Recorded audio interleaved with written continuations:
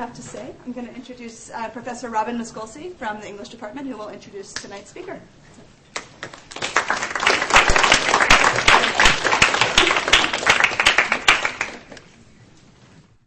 Good evening. I am pleased to welcome LMU students, faculty, and members of the community to what promises to be a provocative presentation this evening. Our speaker is Dr. Dermot Ryan, who completed his undergraduate work at Trinity College, Dublin, and earned his PhD at Columbia University. Dr. Ryan's research focuses on British and Irish literature of the long 18th century, with a particular emphasis on print culture and post-colonial theory. He is published in Studies in Romanticism, 18th Century Studies, Études Irlandaises, and Substance. Since arriving at LMU from New York City and learning how to drive, rather badly, I might add, he has problems with his car alarm a lot, Dr. Ryan has already developed a strong presence in LMU classrooms as a professor of both undergraduate and graduate courses and as LMU's director of undergraduate research. His reputation as an excellent teacher is in part a result of his unique perspectives on history, politics, film, and, of course, literature. A few titles of his innovative courses include Passing and Slumming, Crossing Lines in Literature and Film, Writing the Revolution, and The Pastoral from Eden to Brokeback Mountain. The English department has been thrilled to observe how the diversity and depth of his interests have consistently inspired his students to approach their critical reading and writing with passion and purpose. Herman Melville once wrote in Moby Dick, "To produce a mighty book, you must choose a mighty theme." Dr. Ryan chose a whale of a theme and produced this mighty book entitled Technologies of Empire, Writing, Imagination, and the Making of Imperial Networks, which was published by the University of Delaware Press earlier this year. This evening, Professor Ryan is going to say a few words about the role of writing generally, and works of the imagination more particularly, in the forging of imperial networks. Please welcome Dr. Dermot Ryan.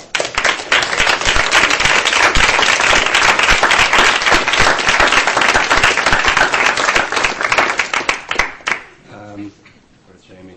First of all, I want to thank Jamie and the library for inviting me, giving me the opportunity to talk about my work to an audience that isn't for other romanticists. And I also want to thank Robin for those very kind words.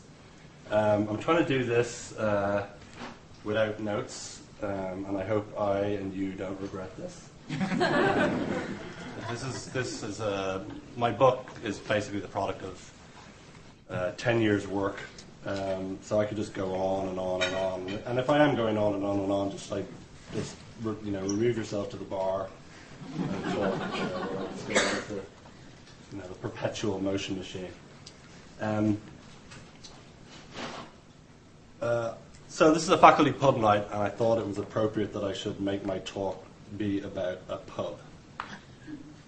This pub. The Crown and Anchor Tavern in the Strand in London. In many ways, the fate of the Crown and Anchor Tavern in the 1790s is what my book is all about. My book tells the story of how writing, a technology initially deployed by reformers and Democrats to forge networks of radical and revolutionary activism, gets co-opted by counter-revolutionary forces and then gets repurposed as a technology of empire. And now the Crown and Anchor was very much an essential node in the initial revolutionary network. Folks gather there. Initially, it gets associated with progressivism originally because people gathered, Whig grandees would gather to celebrate Charles James Fox's election in the 1780s and then his birthday. And Charles James Fox in the 1780s and 1790s becomes associated with sort of progressive causes, parliamentary reform. In the course of in the wake of the revolution, it also becomes a place where those people who support and want to extend the principles of the French Revolution gather. And it becomes notorious as a sort of a den of radicalism.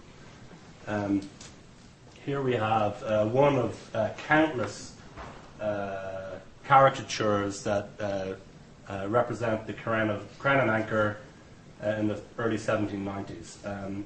This image by William Dent is representing a kind of notorious incident where radicals gathered in the one-year anniversary of the storming of the Bastille to celebrate that event.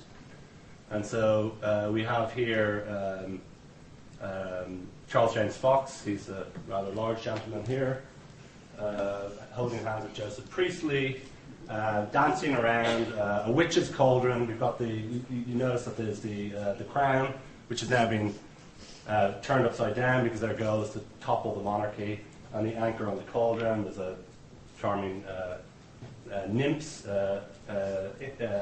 imps, shall I say, dancing around the bottom of the cauldron. And Dent links this radical group with other incidents of what Dent would see as fanaticism in English history. Jack Cade, there's Wat Tyler over there on the left.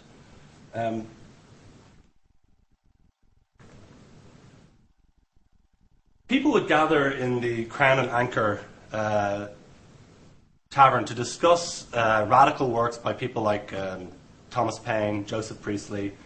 They would write up their responses to those radical works, and then they would use the new National Postal Service to write and correspond with other folks who held similar opinions or positions across the country.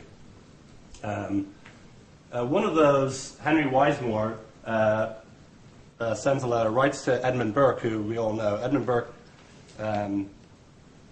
had initially been associated with Charles James Fox, considered a progressive, a Whig, quite famously supported conciliation with the colonies and the end of the war against the American colonies. So Burke, as you may recall, the Reflection of the Revolution in France is the longest and most disappointing letter in the history of English writing, because a young French radical writes to Burke and says, "Hey, we're doing just what you guys are doing in England. We're extending the principles of liberty to France." And Burke writes back and says, in 250 pages, "No, you're not. You're going to destroy liberty." And so was parts with Charles James Fox famously over this. Eventually, the breach. He literally walks across the House of Parliament. It's in a famous scene where Charles James Fox is in tears, Burke's in tears, everybody's weeping. So for members of the progressive community,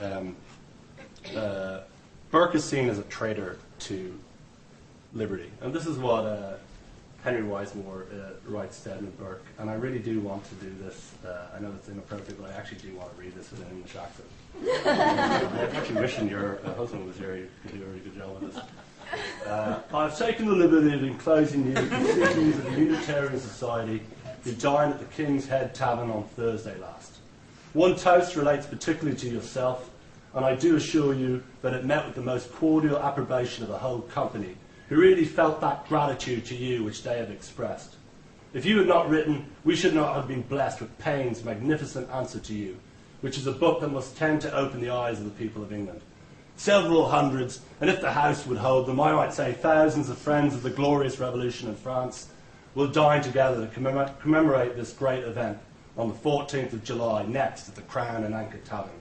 If you wish to do away your former treason against liberty and show your face there, I would advise you to be early in your application for a ticket, as the stewards are determined to issue no more than 800. That was appalling, but there you go. And it's funny, when I initially came across this, I remember I talked about this letter at the UCLA Romantics Reading Group, a gathering of other academics, and I was laughing. I was like, oh, that's not hilarious. Like look at the exaggeration there. He's just like, there's going to be 800, 1,000. And then a young graduate student at UCLA, Ian Newman, came up to me afterwards. He said, well, as a matter of fact, the assembly hall of the Crown and Anchor could hold 2,000.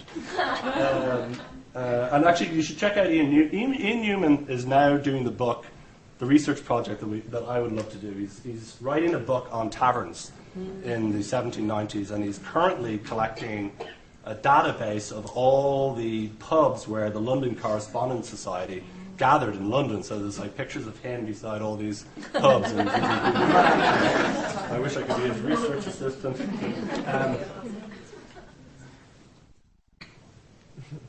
So, as a hotbed of radicalism, the forces of loyalism very much and very deliberately choose the Crown and Anchor as a space where they are going to turn writing, which is being used by the London Correspondence Society to form radical and revolutionary networks. They're going to use that space. They're going to take that space. And so when John Reeves sets up the Association for the Preservation of Liberty and Property Against Levellers and Republicans in 1792, he chooses the Crown and Anchor for that gathering. And the Crown and Anchor, and that tavern becomes so associated with loyalism then, and the works of the Association Against Republican and Levellers, it gets renamed in the popular press as the Crown and Anchor Society. And quickly it gets recoded in caricatures as a hotbed not of radicalism, but of loyalism to the king. And here we have an image by Gilroy, which has Edmund Burke with a sort of a list of prescribed books standing outside the Crown and Anchor, which Gilroy has recoined the headquarters of the British Inquisition. Again, another image. Here we have William Pitt dressed as a public hangman, burning radical books, and John Reeves entering the Crown and Anchor to see if you can find any more that can be thrown in the fire. And on the right you have the radicals we saw. Again, we see an image of Charles James Fox on their knees.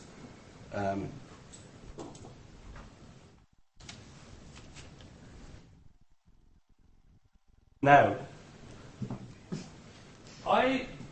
and you might notice the Crown and Anchor above here, right?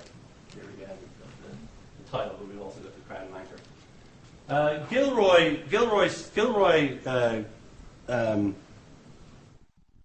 sees the work of the Crown and Anchor Society as repressive and silencing.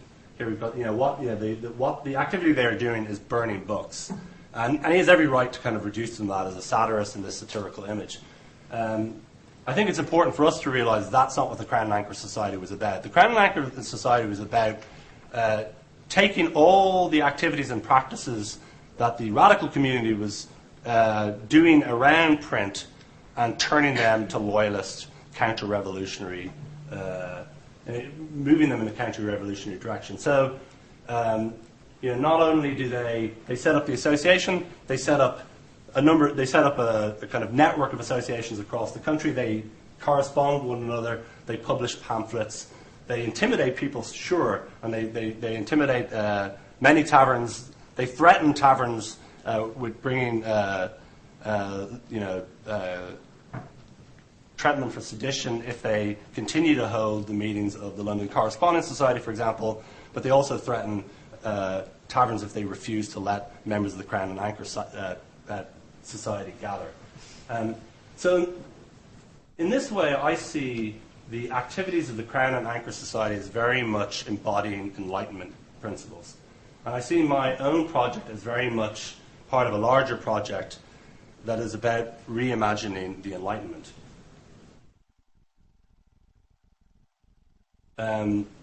So to repeat Immanuel Kant's question, so what is Enlightenment? What I always, and here's an image of Kant's text here, an answer to the question, what is enlightenment? Now, I always think that what Kant should have done is just have an answer to the question, what is enlightenment, and then just written, this is enlightenment. Because quite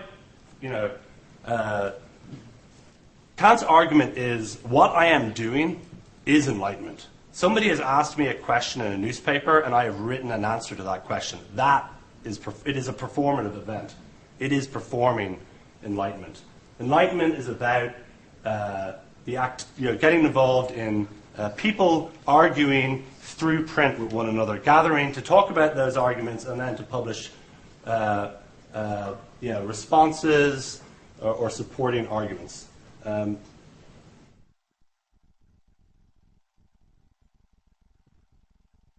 So, the turn I see in writing on the Enlightenment, and I see it embodied in works by historians like Darren McMahon, William Warner, Clifford Siskins doing work in this area, Kevin Gilmartin, who works out in Caltech. It's a shift in emphasis. Instead of thinking about the Enlightenment as a set of principles or an attitude or an orientation towards the world, these authors have focused on what I'm calling here the conditions of enlightenment, or the condition of enlightenment. They're more interested in what are the institutions and practices that produce enlightenment. And some of those conditions of enlightenment I see as the following. One, the emergence of an associational world. That's Peter Clarke's word for what happens in the 18th century, over the course of the 18th century. This kind of proliferation of associations and societies. The proliferation of new public spaces, coffee houses, but also taverns, pleasure gardens, where people can gather together and discuss politics. The rise of a series of genres of publicity. The most famous of those I see is the declarations themselves, proceedings, advertising. I think it's worth remembering. Again, Edmund Burke's Reflections of the Revolution in France. What pushes Burke over the edge? People read it as an argument. The thing that's really upsetting Burke is Burke has gotten his hands on the proceedings of the Constitutional Society, and they have sent a resolution to the National Assembly in France. And what Burke sees is not an argument, he sees a speech act. He really wants to say, them sending a letter of approval to sending a letter saying we approve the action of the National Assembly, he says that's not an argument, that's an act of treason. They are using writing not to make arguments, but to do things. And so, that's what a declaration is. It's a speech act. It is a kind of, it's not describing the world, it's making a world, or making, in the case of the Declaration of Independence, is attempting to make a new type of state.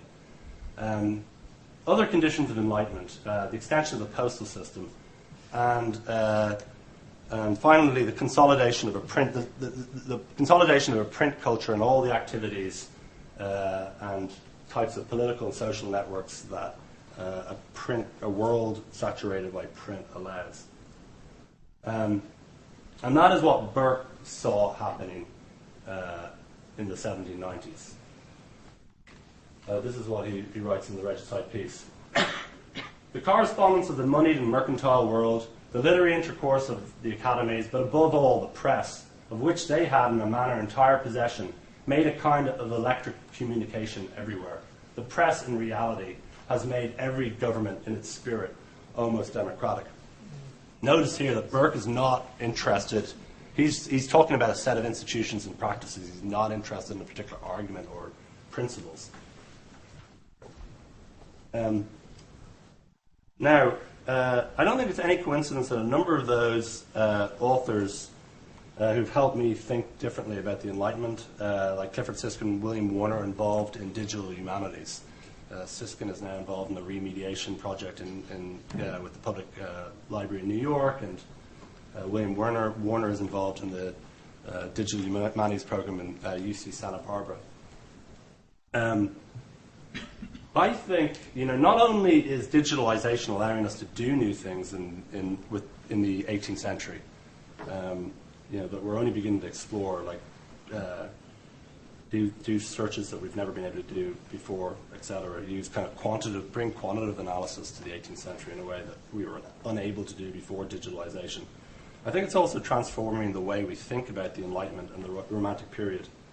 I think it's helping us look with fresh eyes at a series of activities more accurately, or maybe in another way, helping us remember what we've forgotten. In the case of writing, I think one of the histories that we should think about is the history whereby writing becomes privatized. It's something you do alone, and it becomes naturalized. It's not something that's transparent. My problem with post-colonial literature, and one of my interventions with post-colonial literature, is the way they assume in the Romantic period that writing is just a transparent medium of representations. It represents non-European spaces in particular ways, it represents non-European subjects in particular ways, and it never thinks about writing as a technology that actually does work. And if you go back to the Romantic period, that's what they're obsessed with. They're obsessed with the ability of writing to screw up your brain. That's what Wordsworth is saying in the preface to the Lyrical Ballads. The ability of his poetry to fix the brain that's been screwed up. As we've talked about in the Romantic Genres class, the ability of writing to develop sympathy, the sympathetic imagination. The ability of writing to form political and social networks. And I love this quote by John Sokolsky. Networks are not new. However, our network technologies, as well as the increasing prevalence of decentralizing network structures that resist hierarchical distributions, now put us in a position to better comprehend their existence and effects in relation to traditional spheres of mediation, subjectivity, and meaning in the Romantic period.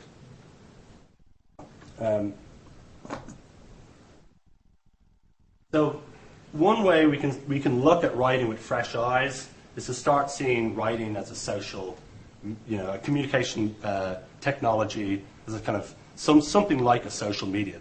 People read together, they write the responses to what they're reading together, and then they use the postal service to correspond with one another. They see it as an organizational tool as well as a medium of representation. What's interesting to me is that digital humanities is now beginning to map the kind of the Republic of Letters. And this is a project coming out of Stanford, mapping the Republic of Letters. Here you just get a glimpse of John Locke's correspondence. And you can see, I think Judy would be very interested to see that hot line between London and Holland, there, in the blue, right there.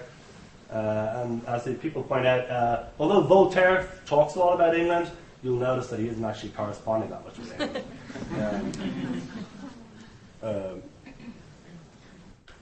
So we could think about digital humanities are helping us rethink writing, but as always, so is Raymond Williams. And I think it's like if ever you have a question, just go to Raymond Williams. So how am I thinking about writing as a technology? This way. The technology of writing is not only the series of inventions, a script, an alphabet, and the materials for its production, which initiate the process, but the mode of distribution of the work thus produced. And this mode of distribution is itself not only technical, manuscript copying and then printing, but depends on a wider technology, primarily determined by social relations, in which the ability to read, which is the true substance of distribution, is itself produced. So the technology of writing not only encompasses the mass production and dissemination of printed texts, it also includes the institutions and practices that produce and shape the readers of those materials. And I'd like to conclude by saying, speaking briefly about how Wordsworth promotes the use of his own poetry in tandem with Andrew Bell's Madras system of education as a way of fostering the new children of empire. So to the degree, people like Darren McMahon are asking us to think about the Enlightenment as an event in the history of mediation, I'm interested in thinking about how those practices and institutions associated with writing were used as a way of forging imperial networks.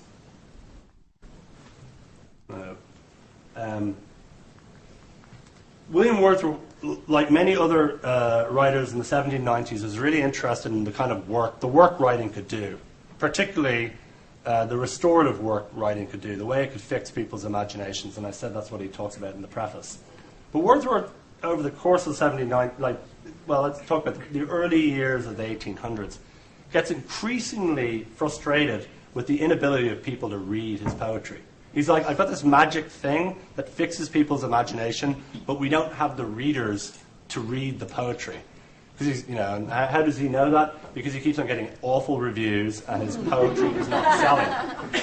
And so, in his letters, in his correspondence, and in his ever-lengthening and kind of increasingly angry prefaces, he talks about the necessity England has. England needs to reform its educational system. And so it's no surprise when he heard about Andrew Bell's Madras system, or the monitorial system, Wordsworth was very interested. Andrew Bell developed an educational system in India, in Madras, for teaching the orphans of British soldiers. And the principle is very simple. It's a way of one teacher being able to teach thousands of students. And so what you do is the teacher teaches student monitors, those monitors become teachers, and they teach pupils, and on and on. And literally, Bell's like, you know what, we could have schools where there'd be one teacher and there'd be 10,000 pupils. It's an amazingly efficient way of teaching folks. And here's an image from 1839 of the monitorial system in action. And my mother was brought up using this system in Ireland, like a smaller, modified version of it. And so you've got the teacher, the headmaster at the top of the room here, and then we've got the monitors working with their students throughout the space. Wordsworth was blown away by Bell's work and invites him up to Westmoreland. And Bell and takes him on a tour of the local school, where, much to Wordsworth's amusement, Andrew Bell began not only to teach the students, but to teach the headmaster and also to teach Wordsworth. As Wordsworth indicates in his letter about this event, for doing that, Bell doing that really embodied for Wordsworth what the system was all about. Everybody can learn through the monitorial system. It is not about different kinds of teaching for different kinds of students. It's different degrees of teaching for different levels of student. It's exactly what he talked about in his own poetry, that a poet is not different in kind, but only different in degree. The reason why I can fix your brain is your brain is the same as mine. I just have more sensibility, which I can impart in your imagination. The Bell School seemed to be the institutional embodiment of his poetic principles.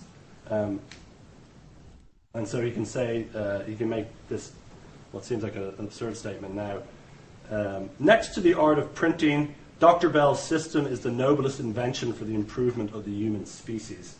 And I think it's interesting he thinks of Bell's system in relation to printing, because I think he thinks they should work together. I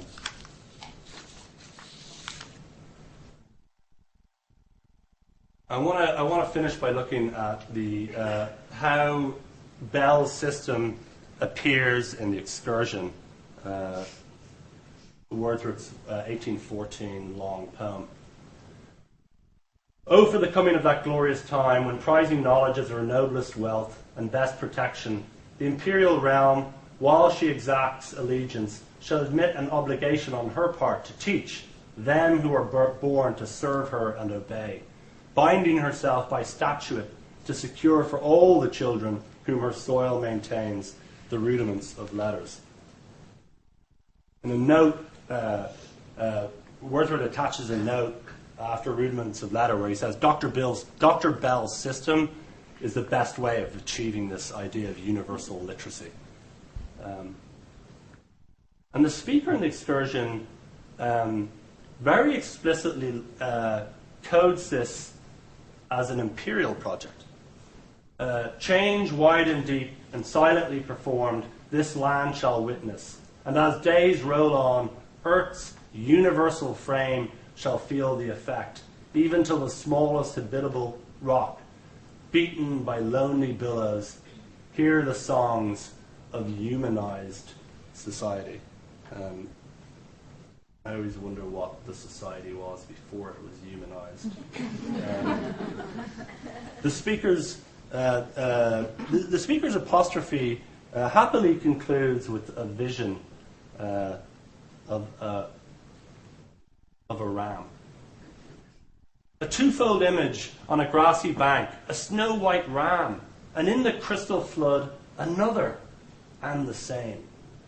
Most beautiful on the green turf, with his imperial front, shaggy and bold, and wreathed horn superb, the breathing creature stood.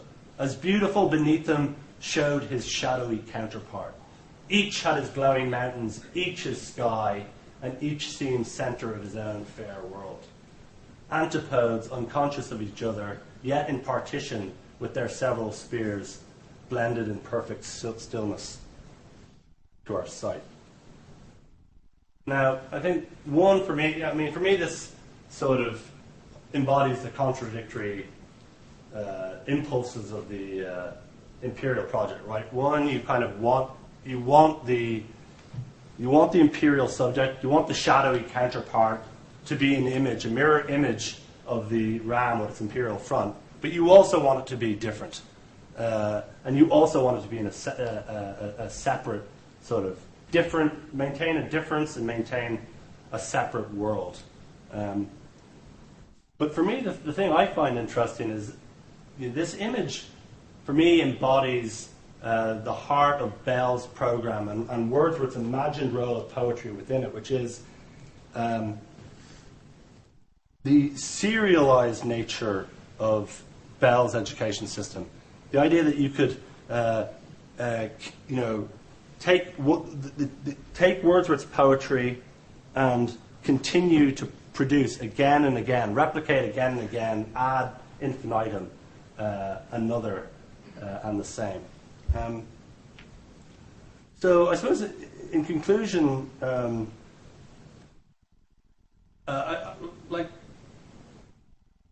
rather than sort of repeat a comforting narrative we hear a lot in romantic studies that sees poetry and works of imagination,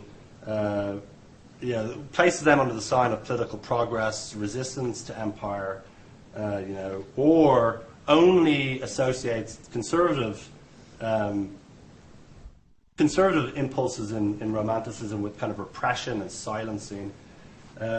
My study is interested in those moments, those occasions where romantic authors deploy writing and works of imagination to promote a radical transformation of the social order, and that radical transformation of the social order embodied by the production of empire. Thank you.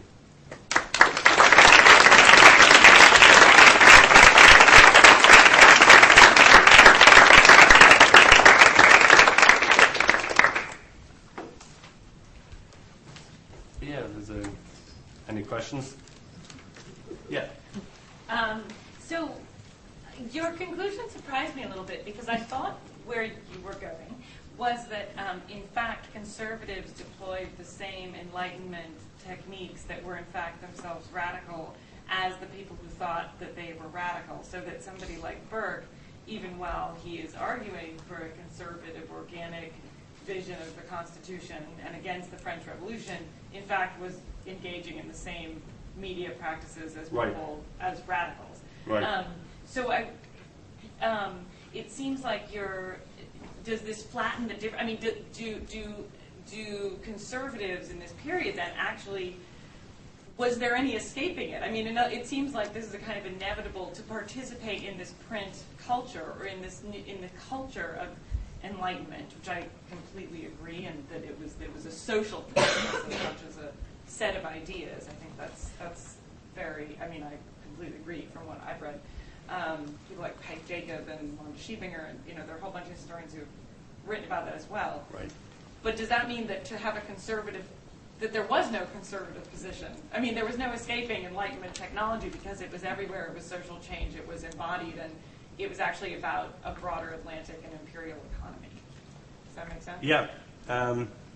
Well, first of all, I mean, if you go back to Burke, when Burke gives the manuscript of Reflections in the Revolution on a Revolution in France to Philip Francis, his friend, one of those many friends that Burke falls out with because he writes the Reflections.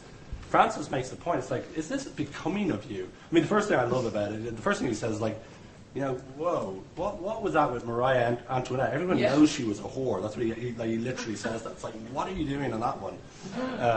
But there's You something. should maybe explain that. Oh yeah, so Edmund Burke, like the climax of the Reflections of the Revolution in France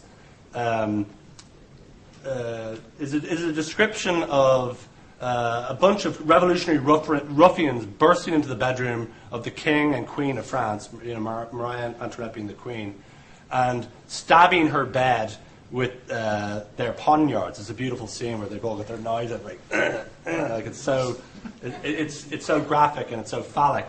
And while she's running, running almost naked to the arms of her husband, and then Burke keeps on going on about the fact that she keeps an antidote against disgrace in her breast, which means she has poison so that they won't rape her.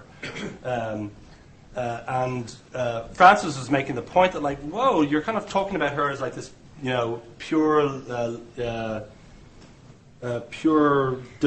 domestic model of domesticity, when actually everybody knows that the figures, the revolutionary spokesman, one of their polemics is like she's sleeping with her son because she's trying to corrupt him and because she wants to control him when he becomes king. I mean, her reputation, she was a source of like endless polemics in the 18th century about her kind of sexual licentiousness. And so Francis is like, first of all, Maria Antoinette, that's pure foppery. Everyone knows she's a whore. Like, don't try to defend her virginity here. Or purity, because that's ridiculous. Why are you doing that? And the second one is, why are you getting involved in a pamphlet war with Richard Price? Why are you responding to the Constitutional Society's declaration in the first place? That's above you. Ignore them.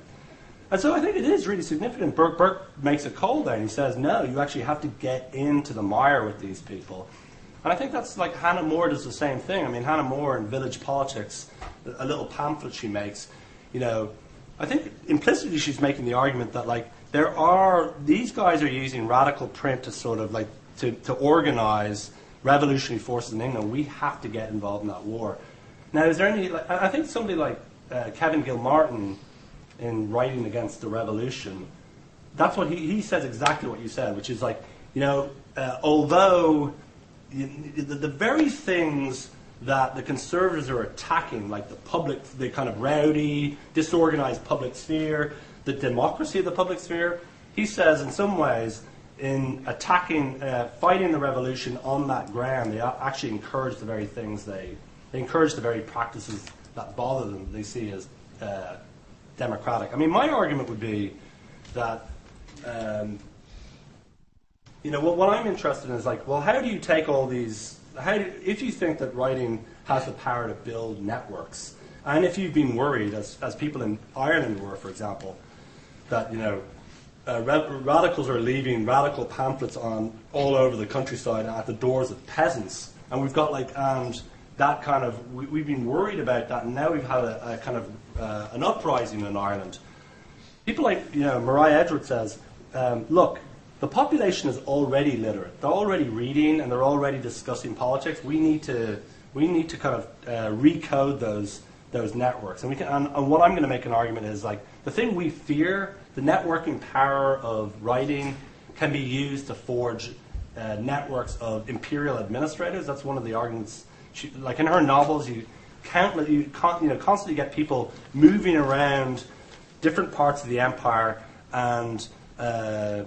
Being able to write, being able to, like, even though you sound Irish, if you write, your accent doesn't come out, she keeps on saying. When you write, look at me, I'm Irish. I live in Ireland, and I haven't picked up the brogue. Irish people can write perfect English, and that will be their entry point into the empire, and they can become imperial administrators and circulate around. So I think, I'm interested, take this technology and use it for the purposes of kind of forging imperial networks. Paul. Thank you, Dermot. Brilliant and wonderful as always, and was totally fine without notes. Nobody went to the bar while you were talking. Just one little comment and then a question. It struck me when you were talking how It's always the same with faculty. Like I would call it, our obsessions become our work. But in a way, our interests reflect what we do. And when you were talking, I was just thinking that your pedagogical mode is teaching is a technology that distributes through this institution, the university, and you use teaching in a way that you believe that it can change brains. I mean, I would just say that. And I think it actually, like when I was listening to your talk, I was thinking this would be a good way for faculty to think about the classroom as a space to use and what practices and networks you plug into, but also from the student point of view too, that it's a tool, it's a technology that you're using to do things with. So if you want to pick up that strand, you can, but that just struck me when you were talking. But the question is, usually in media studies, which is so interesting that you're doing media studies as a result of the historical and literary project you took on, but it turns into a kind of media study. So media studies always, to me, makes a causal argument about the technology itself. So because of Gutenberg and print, new forms of thinking and expression emerge. So there's this kind of causal argument.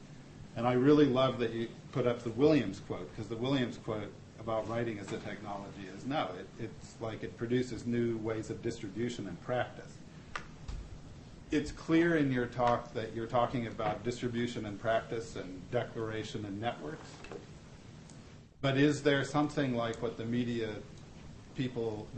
studies view would want to see, which is are the networks and the use of the networks in the form of the new kinds of documents and the new kind of public discourse, are they producing a different kind of subject? Are they producing a new mode of thinking?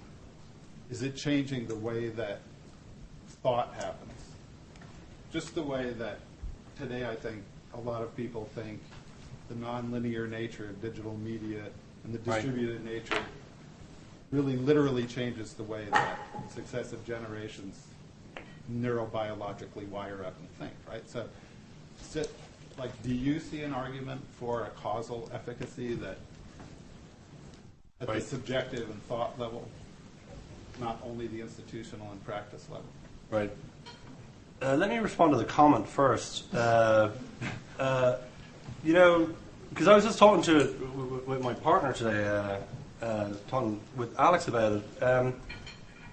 I think I wrote a conclusion to the conclusion of my book basically says, in the humanities we have this idea that we're going to make an argument. The humanities are good because they rearrange mindsets. They sort of they kind of develop the sympathetic imagination,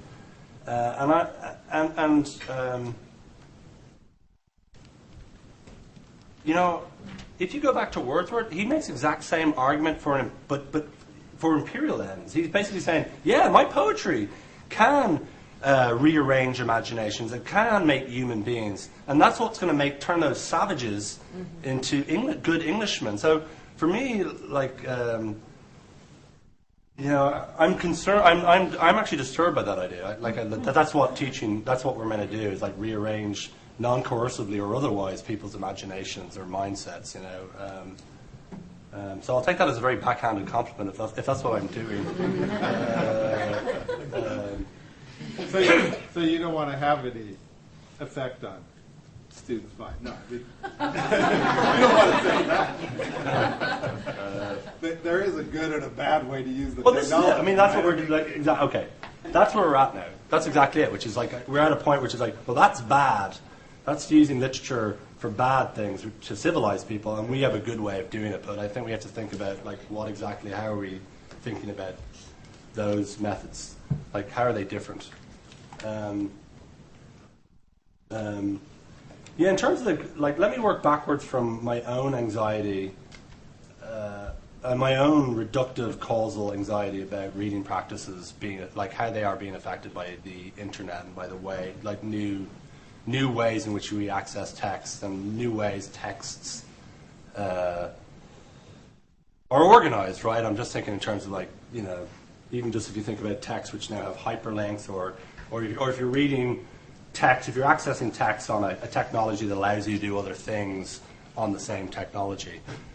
I mean, I am, like, to be honest, I do think that, like, I think, you know, I would agree with somebody like Nicholas Carr in The Shallows, who's saying that, like, you know, we have to start thinking about the technologies are not, you know, the technologies we use to read, they themselves, it's not about, they're not just content delivery systems. They actually encourage certain reading practices. You know, and in terms of during the period, this is exactly what Wordsworth's all about. Like Wordsworth, if you read the preface, it's early media theory. It's basically saying there's a certain type of writing that's out there that makes people, and it's writing which has lots of incidents. You know, it's full of kind of incidents. It's sensational. That actually does do things to people's brains. They become. It makes them passive. It kind of. Do I think that? I mean, I'm definitely concerned about the way I'm reading, the way my reading has changed since I got a phone. Like I'm deeply, deeply concerned about it. And that's you know. It's because you learned to drive at the same time. There you go.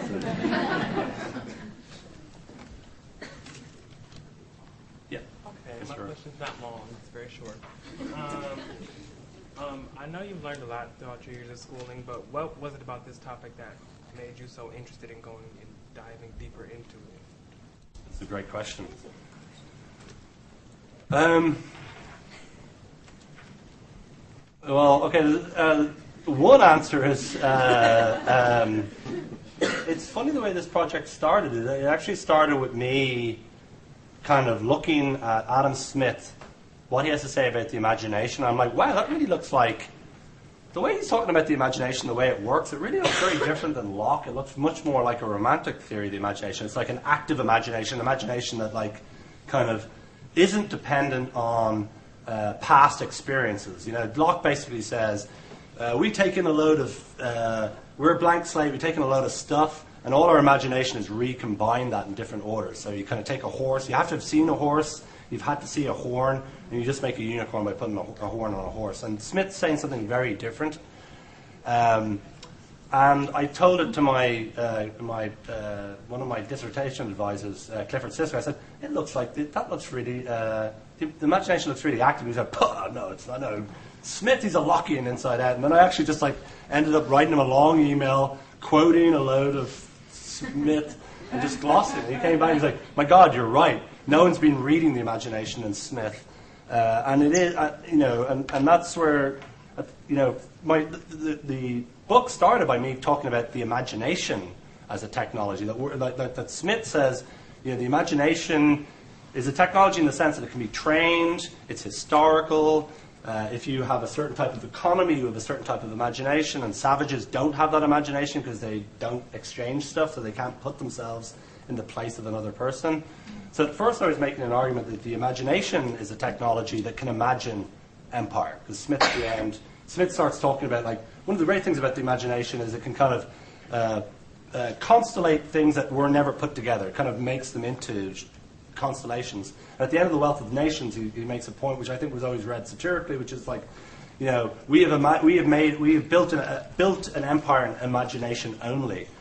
And I read that quite seriously, which is like, no, he's making a very serious point if you read his other work on imagination, which is that's what the imagination does. It makes constellations that have never existed before, but then you have to realize those things. The imagination is productive in that way. It imagines new types of empire. And then he was like, wow, we've got it. I was going to write all about imagination. Then I came to Burke, and he doesn't talk about anything in the imagination. I was like, oh no. And then I realized that, like, the power, the thing that has the power to imagine that which has never existed, and has the power to affect reality, which is in the imagination of Adam Smith, was writing in Burke. And then my question was like, why does that, like, why did that happen? Why do we have a false start in a sense, which is something that seems like a romantic concept or a romantic faculty of the imagination in Smith suddenly disappears and then reappears in Wordsworth. But when it reappears, it always reappears in conjunction with writing. Those technologies in Wordsworth cannot be separated.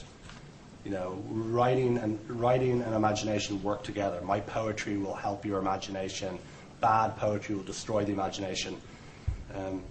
So it's just one of those it's a funny thing where I just saw something and a professor said, "You're wrong," and then I had a great moment where I was like, "No, you're wrong."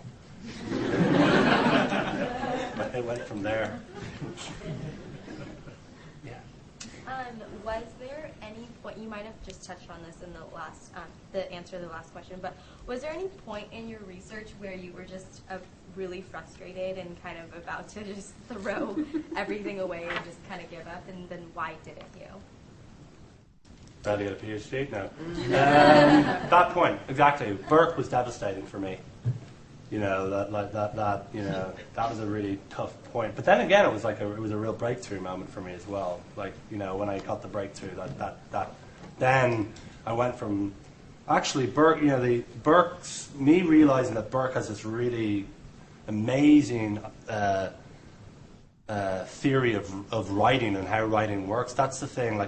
As you can see, in some ways, imagination has become it becomes residual as the project went on. I realized that although as romantics we were always thinking about the imagination, that question is always getting raised in the context of writing. So for me, it kind of that moment of crisis really helped me reimagine the project. But I have loads of them. I mean, quite literally, I will never forget writing the last paragraph of the dissertation. And I said, I won't write this paragraph, and I will be here forever. I will never, and so they happen all the time. So writing is really, really, really painful for me. It always has been. I think many people who care about writing, they'll probably find that the case. And just what kept me going was I know a sense of excitement about some of the ideas. Some of the stuff, I thought a lot of it I hated. But some of it I thought was really, I really enjoyed sharing it, and I wanted other people to read it. Now, that's definitely what keeps me going now. Entering the public sphere, as Kant says, sharing and then getting people. Often with scholarship, academic scholarship, we've talked about this. It's like sending a bottle out into the sea. Because there's so few people read our work, but when somebody picks up the bottle and writes back, it's it's really, an event like this is really nice for us as well, for me. Yeah, it's awesome. You said you did a study of British and Irish literature mostly. Would you say there's any differences or similarities in the difference between that and American literature, or as far as British versus American?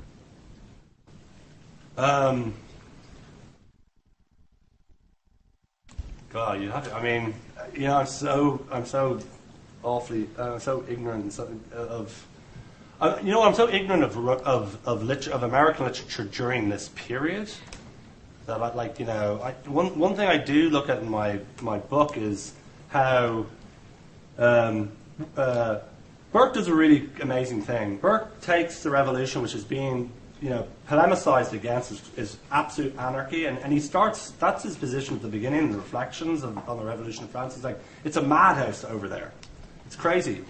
Within a year, he's writing something totally different. He's saying it's absolutely systematic. There's a method in the madness, and they're trying to build a universal empire. And he uses that phrase. He keeps on hammering on the phrase universal empire. One thing I've tracked is the fact that word gets taken up in American polemics against the revolution, and actually gets taken up by Alexander Hamilton. That's the way he characterizes the revolution. And I've done a lot of work on this. I would bet my life on it. He's got it from Burke, nowhere else. Because I did it. One of the things you can do with the 18th century now is go, how many occurrences of universal empire in the 18th century between 1710 and 1770? 4, and they're all in the context of Christianity. After Burke's regicide peace letters, suddenly it's everywhere. Everyone's using that phrase. So Alexander Hamilton takes it up. John Adams, the president, takes it up. So there is commerce between those. There's a lot of commerce. I know loads of other people here could speak more to that. But one thing that really surprised me is that Republic of Letters is going across the Atlantic very rapidly. So a phrase that Burke is using in June of 1796 is being used in America later in the fall of that same year. So there's connections there. Yeah.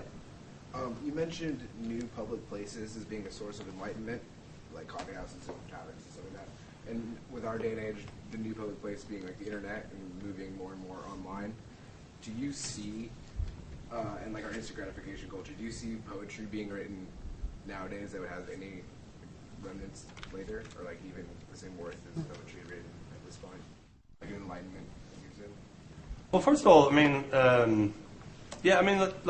the first thing I say is just like let's think about the way in which the internet, rather than being seen as something where you can access content, is being used as a thing to organize people. I think that's really amazing. I think that's really inspiring. I think the problem is now we're beginning to see that not only do radicals learn how to use the internet and these technologies, the states and governments start doing them with the NSA revelations. You start seeing like these technologies can be used by the dark side and the light side. In terms of, I don't see, I see no reason why this moment can't produce amazing poetry. What's your concern there? Why do you think? What do you think it is about the internet that might sort of undermine? The whole like postmodern and like the need for. Oh, it's the idea that things are ephemeral. You're saying like stuff can be produced, but none of it will last. Yeah. Kind of like a flash in the Yeah. I mean that is certainly an anxiety of mine. Yeah. Yeah. You're talking about how writing has become more privatized. Do you think Wordsworth and people of that age would say there's any value of writing without an audience? And so did writing have to be kind of a public thing? And in that case, does your imagination have to be publicized too? Well, first of all, I think writing became privatized in the 19th century. And I think one of the reasons why it does is because what's funny about the Crown and Anchor societies, they set up, they do all this activity for a year, and then they close down because they're like, we have successfully silenced the other side. A lot of it is about, a lot of what I don't talk about is the way the state makes it harder and harder for reading to be public.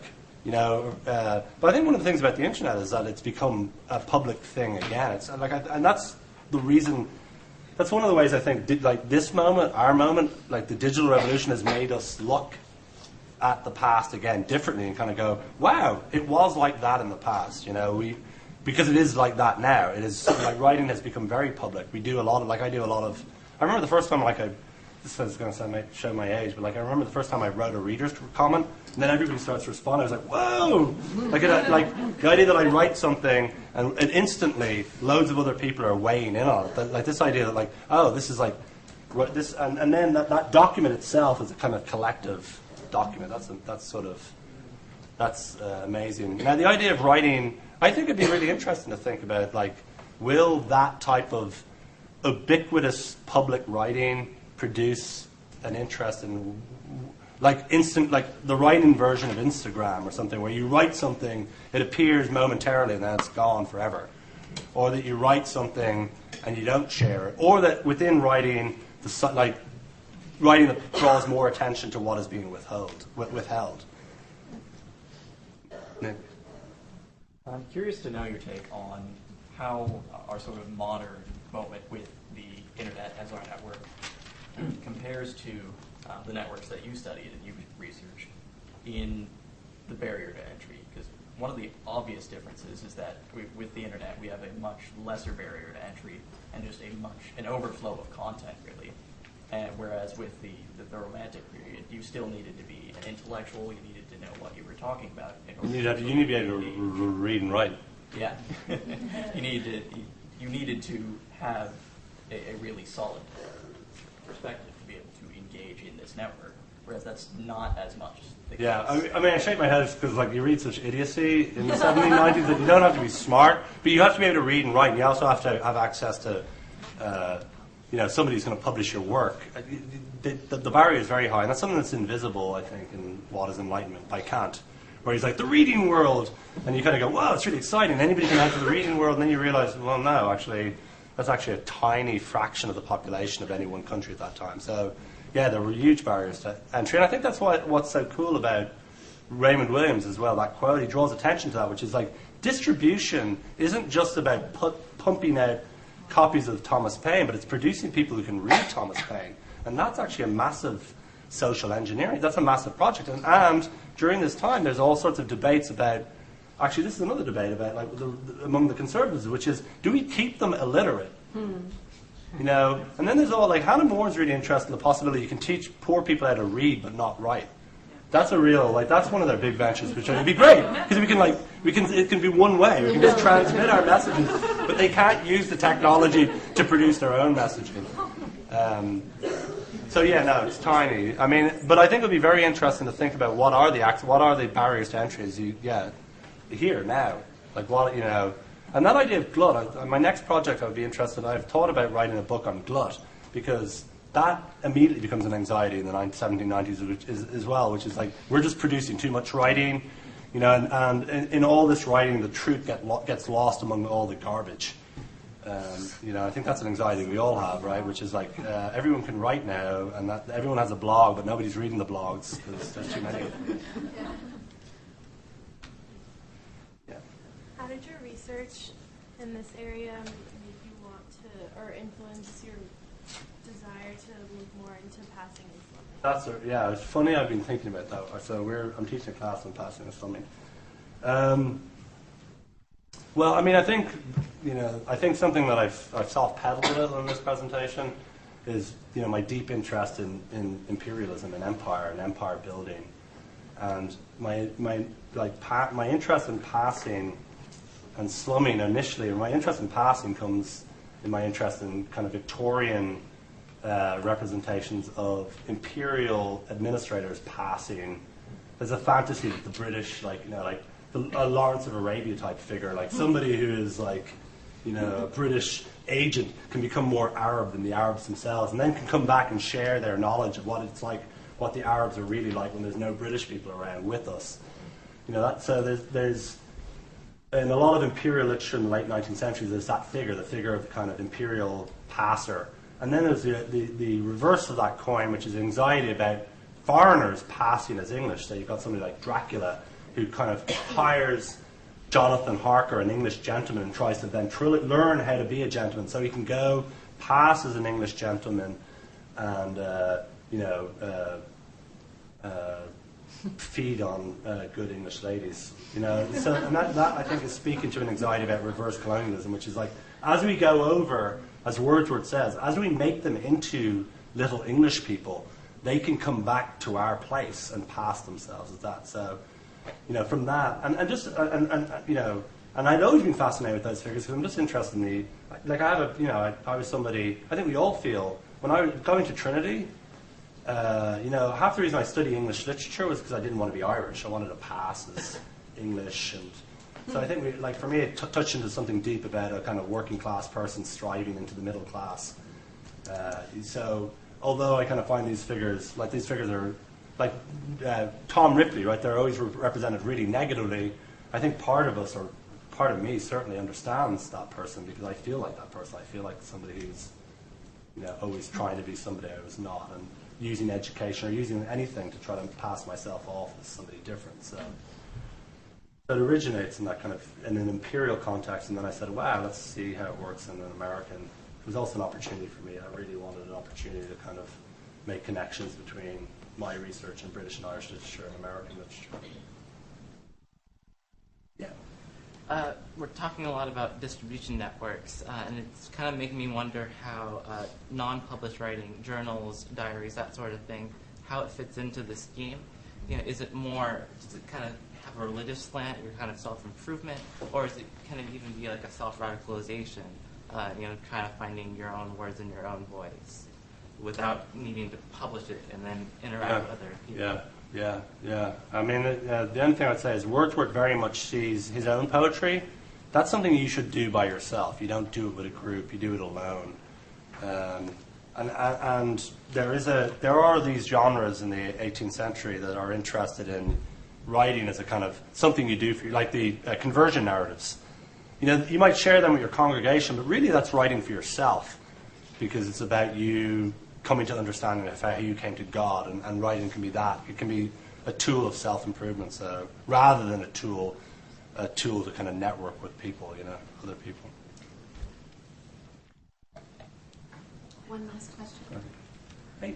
I'm just curious, how much did you know about the subject before writing on the book? Like, and like sort of like what you got out of it, right? Was like, what was it like to experience it, like writing about this? I knew nothing about Adam Smith, nothing. You know, very little, or I should say very little. So, and I knew. How much do you know now, though? Yeah, well, quite a lot. No, the person I became literally, like, you know, everybody knows I'm obsessed with Wordsworth, but you didn't know me in college because I was obsessed with Edmund Burke. Like, the person I got totally obsessed with was Edmund Burke. So, I mean, part of it is like I didn't know a lot about these people. I just kind of fell in love with them, and now, you know, it's like they're members of my family in some ways. They become, I just read on, I just want to know more and more about them, and got more and more kind of obsessed with their work themselves and all those things. So, I mean, it saved my life, you know. And it's still, you know, as anybody knows with Wordsworth, I kind of got into Wordsworth by writing this thing. I was into him enough, but the dissertation was when I truly lost kind of proportion with him. I think Robin would probably say the same about Herman Melville. There's a bit where you just suddenly, you know, something's happened, that you've kind of gone strange, and that person's going to be a major person in your life for the rest of your life. That happened in the process of writing the dissertation, which I'm very grateful for. Oh, we don't think you're strange. We thoroughly enjoyed this. Thank you so much.